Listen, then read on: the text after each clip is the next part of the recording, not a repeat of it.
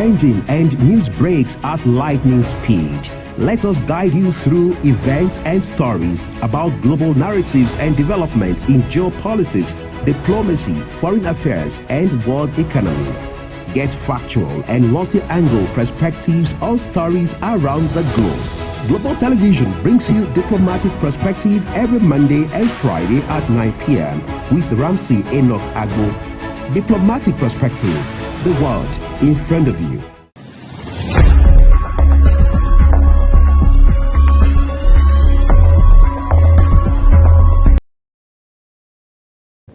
Hello everyone, it's a beautiful day right here. It is time for us to bring you Diplomatic Perspective.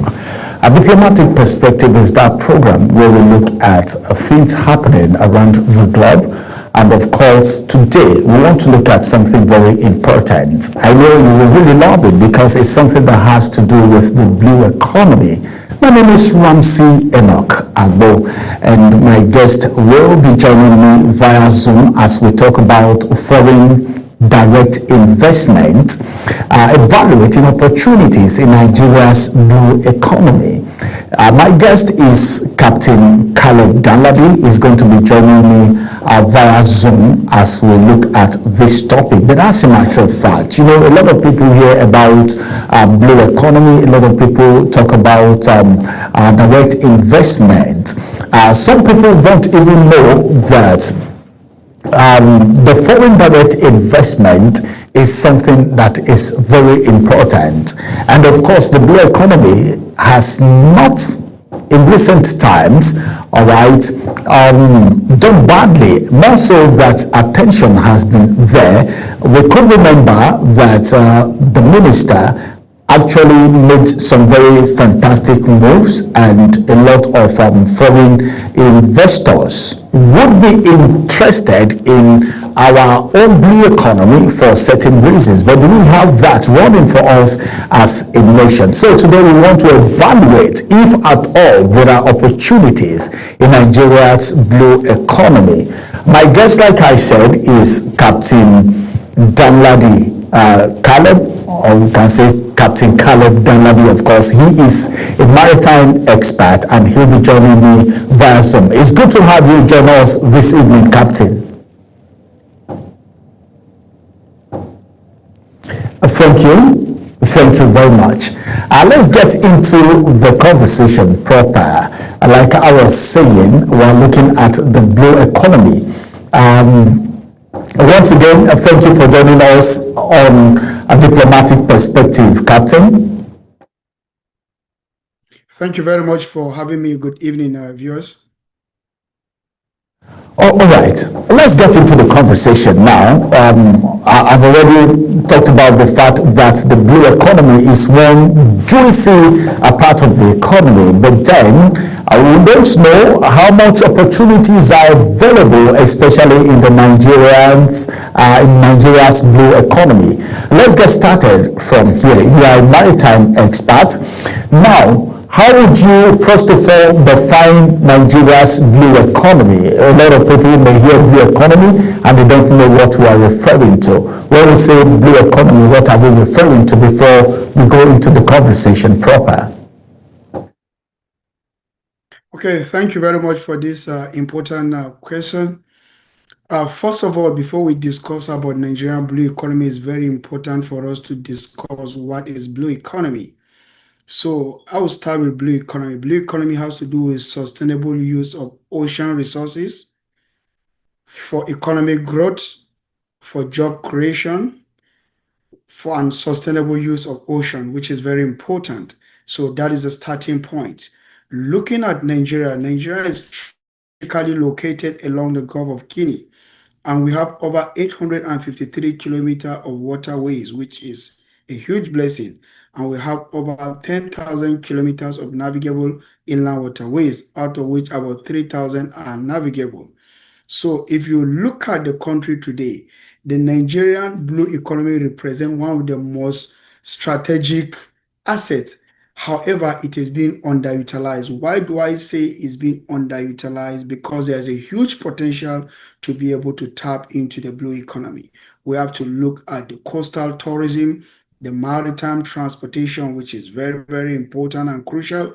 We also have to look at ports, which is also important. We have to look at the green shipping, which is also coming into stream now. So overall, Nigerian has a huge potential. Let's also look at the trade facilitation. The Nigerian blue economy, especially the ports, they are the gateway to nation's economy. So more than 90% of imports and export comes through the port. That's to show you how strategic the blue economy is. If you also look at the offshore industry, Nigeria is heavily dependent on fossil fuel, that is oil export for revenue.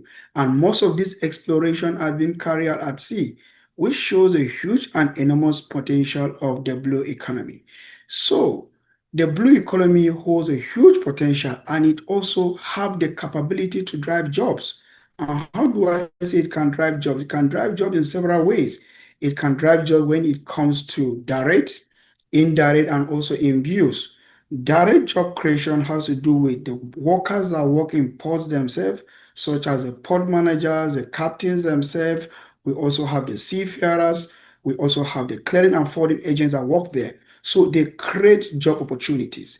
And let's also look at also the indirect job opportunities. Because the port is located in Lagos, is going to create a job opportunity for somebody who is working in a warehouse in Kaduna or in Jos, because the movement of goods from Lagos to Jos, they are going to store most of those goods in the warehouse. So it's going to provide job opportunity for them.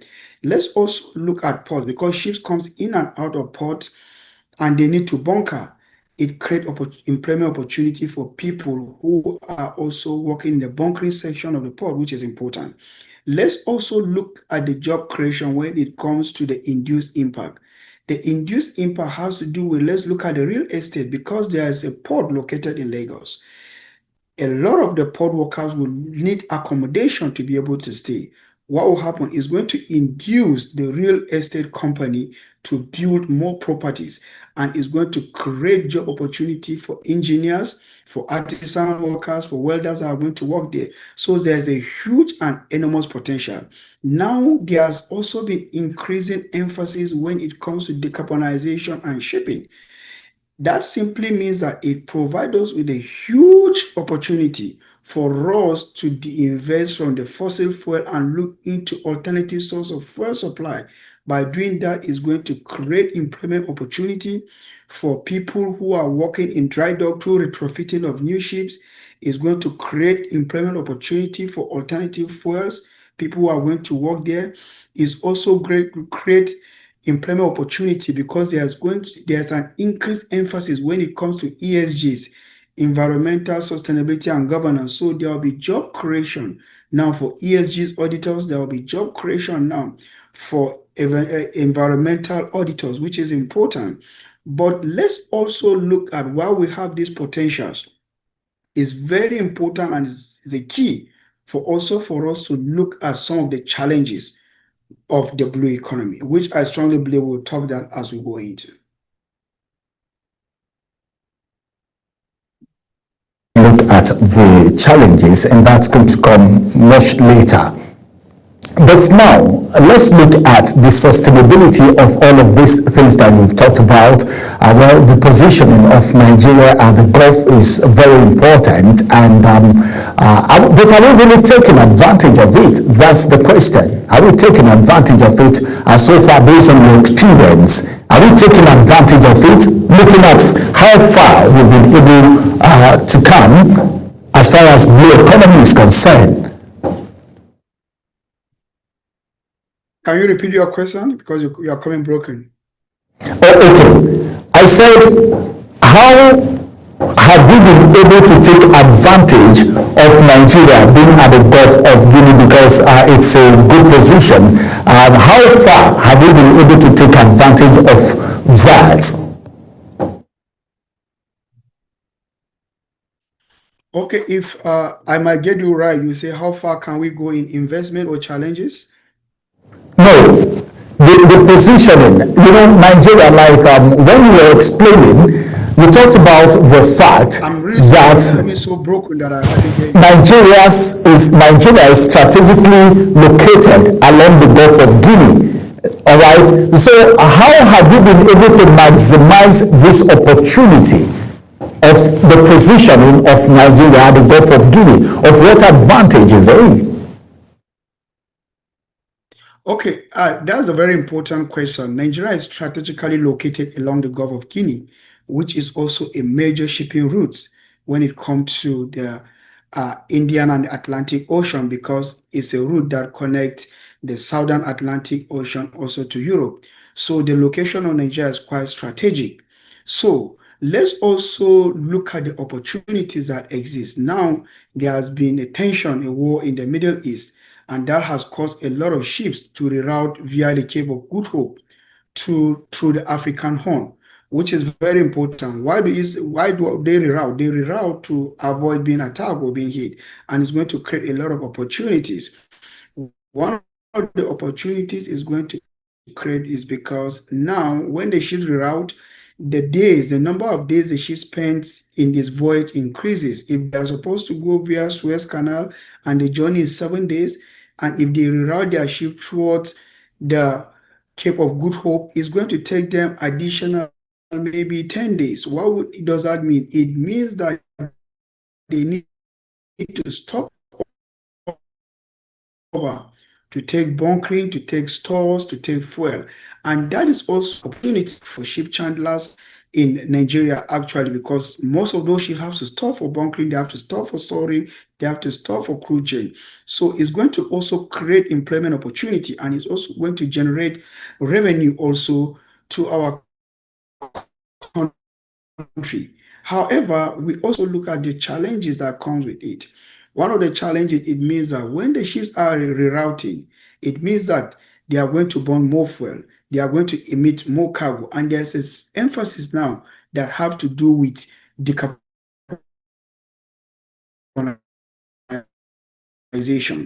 and content. So when ships reroute, it means they are going to burn more sulfur, they are going to burn more carbon, which is going to also have an environmental impact. However, let's also look at the positive aspect when they're rerouting. Also, if you look at the Gulf of Guinea from the security perspective, in the past 3 years, there has not been piracy attack. What does that mean? It means that a lot of foreign direct investors will begin to have confidence in Nigeria. Let me take you back. Just in the last 3-4 months, there has been an agreement about port modernization, where the deal was signed between Nigeria and the United Kingdom to modernize our port. That is the confidence investors are having. Let's also look at the election of Nigeria into the IMO Category C. It shows that Nigeria has a political will to harness into this blue economy. It also shows that the investment that the Nigerian government has done when it comes to the Deep Blue project is really working, and then a lot of countries will look into us as example to be able to adopt this model. So the location of Nigeria along the Gulf of Guinea, it brings a lot of opportunities, which is very important. We are also, when I talk about decarbonization, we are driving towards green technology. Now, the opportunity there is Nigeria will be able to have built alternative fuel depots where ships will be able to bunker, let's say, green hydrogen, LNG for their own vessels, because we are driving towards net zero by 2050. So it's also a huge opportunity for us as a country to be able to harness and invest. There is also another opportunity that exists with the Africa Free Continental Trade coming into play. It's going to play a crucial role when it comes to blue economy and maritime trade. Now, what we need to do is to invest on the national fleet so that other countries, other landlocked countries are going to depend on us as a major distributors. Let's also look at some of the countries which are not connected by oceans, such as Chad, Niger, Burkina Faso. These landlocked countries depend on us because their goods have to be shipped to Nigeria and then for onward delivery to those goods. So it gives us a lot of opportunity when it comes to international trade and bilateral agreement. And also the foreign direct investment, a lot of investors will be willing to come and invest. However, when we talk about investment, there are strategies and policies that the government must put in place to ensure that they attract most of these investors. And part of those strategies is very important for us to have clear and consistent policies, because without clear and consistent policies, investors will not have confidence with us. Another thing we have to do with tax relief. You have to provide tax relief to most of these investors that will attract them. And also, you have to relax when it comes to custom and excise duties. When they are importing their goods, they are importing their material, you need to give them some incentives when it comes to custom and excise duties, which will also attract them. Then let's also look at the private-public partnership. It's very important because the government alone cannot do most of those investments. They need partnership, they need investment, they need funds to be able to invest. Let's also look at another very, very crucial area that have to do with shipping. We need to develop local capacity when it comes to shipping, because that will give that foreign direct investors a lot of competency to know that we have competent people. It will give them a lot of confidence, because if you have a pool of confident people, it's easier for these investors to be able to absorb these people to work for them, which is important and which is very, very crucial. However, there are a lot of strategies that have been put in place. Let me give you, for instance, the creation of the Ministry of Marine and Blue Economy from the Ministry of Transport is a huge step that Nigeria have taken, and that will be able to address a lot of long outstanding issues. And once the creation of the Federal Ministry of Marine and Blue Economy, we also have a 10-year roadmap, which is called the National Policy on Marine and Blue Economy, which set out the certain objectives that are going to be achieved, which is also very important. Now, there's an increased emphasis on decarbonization, and Nigeria has already taken a leap. And there's also a national action plan on decarbonization that has been developed, which is a huge step. So I strongly believe with all these strategies in place, with the reduced attack in the Gulf of Guinea, that we have not recorded any single piracy incident, the port modernization that is coming into play, and also the policies that the Nigerian government are adopting, I strongly believe that we are going to, get a lot of foreign investors. We are going to attract foreign investors that are going to invest in our waters. When we're talking about, thank you very much. You just talked about piracy. I wanted to ask, because you already talked about the policy, which is very important. One of the things that stop investors, foreign investors, from coming in, it's what you just talked about, the policy. But now, we are talking about piracy. You know that Nigeria loses huge revenue to illegal fishing and maritime insecurity. Now, what do you think are the practical steps needed to protect investment in the blue economy, especially for Nigeria, a country like Nigeria, or Africa as a whole?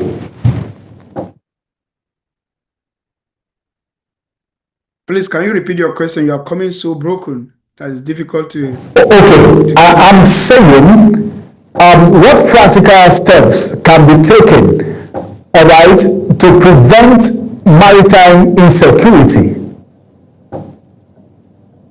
Okay, I get you. Okay, what practical steps? Okay, if you look at the Deep Blue project that was implemented by the Nigerian government, it has yielded a huge result. And that is why the statistics shows that in the last 3 years, we have not reported a single piracy issue. However, we need to sustain this momentum, which is very important. And I strongly believe that our government security forces and the government of Nigeria are taking a huge steps to ensure that we have a safer waters when it comes to maritime security. And a lot has been done. A lot of investment and efforts have been done through the Deep Blue project. And the steps we need to take is just to sustain this momentum, to increase regional cooperation with other countries within the Gulf of Guinea, which is a key, and I've seen the regional cooperation is very important, to increase surveillance, which is very, very important.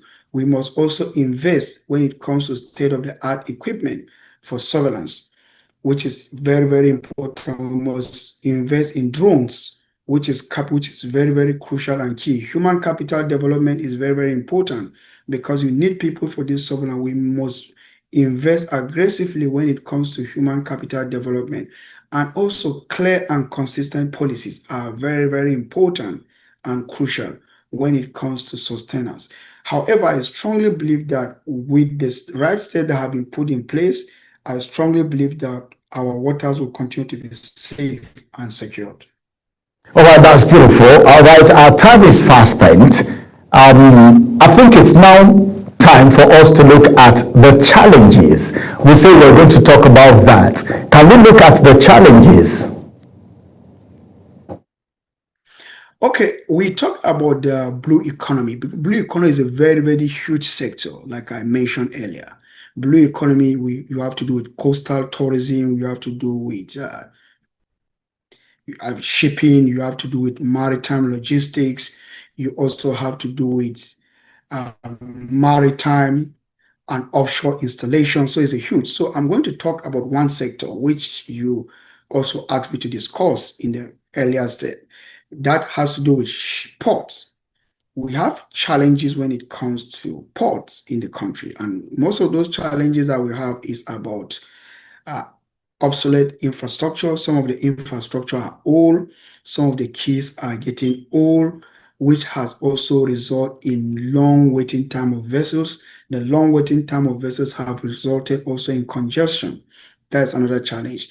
One of the challenges also we have has to do with the issue of lack of multimodal means of transportation, meaning that the rail are not really linked to port. So we depend on trucks, and some of the trucks take a longer time to get to port, which increase the cargo dwell time of cargoes in port, and it also causes congestion. And most of the roads that link to ports are not in good condition. Most of them have potholes, which result in trucks delaying in bringing in these goods. In most times, most of the shippers have to pay demurrage, which is also a challenge. There's also a challenge of multiplicity of government agencies, where I strongly believe that with the maritime single window system that have been rolled out by the federal government is going to address these challenges when it comes to our port. Then we also have some issues of inconsistent policies in the past. There are different policies, like we have the electronic truck call-up system. It was implemented today, one policy is tomorrow. So policies inconsistency. However, with these challenges, there are practical steps that the government has taken, such as the port modernization, which I strongly believe that is going to address most of these issues, because we are going to invest in modern port infrastructure. If we invest in this port infrastructure, one thing is going to address all those delays that has to do with loading up, offloading of cargo. It simply means that the average turnaround time of the ship, the time the ship stays in port, is going to reduce, and the ship will spend lesser time in port. It simply means that the cost of clearing goods and services also going to reduce, because you are not paying demurrage. The ship is not spending longer time, because if your ship spend longer time, you pay demurrage, and most of these costs are being passed on to the final consumer. Let's also look at one of the solutions that have to do with port modernization in terms of digitalization. Digitalization will alleviate a lot of human interference when it comes to moving documents from one point to the other, and that's what the single window system is going to address. Then we also need to invest aggressively when it comes to road and rail project, mostly in the rail project, so that we'll reduce pressure on the roads, which is very, very important. And now with the Ministry of Marine and Blue Economy and the 10-year roadmap, there is now a consistent policy that is on ground, which is very, very important and crucial. Now, all right. let's also look at another. All right, Captain. Well, our time is up. Decarbonization, there are challenges. Yes, thank you very much. Our time is up. Well, we need to have this conversation again, because these challenges are very interesting, but it's so good that some solutions are coming up. Thank you very much for being part of Diplomatic Perspective today, Captain Caleb Danladi. I cannot hear you. Can you come again? Thank you for being part of the program. Our time is up already. We'll do this conversation again. That's going to be next time. So many thanks for joining us on the conversation. Thank you very much. So my parting word today is what we have started by having a clear direction, a clear roadmap for marine and blue economy. I strongly believe that we need to invest when it comes to infrastructure, we need to invest when it comes to digitalization, and we also need to follow up the roadmap that we have developed when it comes to decarbonization. Above all, investment in human capital development. Thank you very much. It's been a very wonderful time. Thank you for all of that. This is going to be the size of diplomatic perspective for you today, everyone. Direct investment, foreign direct investment, we've been able to evaluate opportunities in Nigeria's blue economy. My name is Ramsey Enoch Agbo. Bye-bye for now. The world is fast changing and news breaks at lightning speed. Let us guide you through events and stories about global narratives and developments in geopolitics, diplomacy, foreign affairs, and world economy. Get factual and multi-angle perspectives on stories around the globe. Global Television brings you Diplomatic Perspective every Monday and Friday at 9 p.m. with Ramsey Enoch Agbo. Diplomatic Perspective, the world in front of you.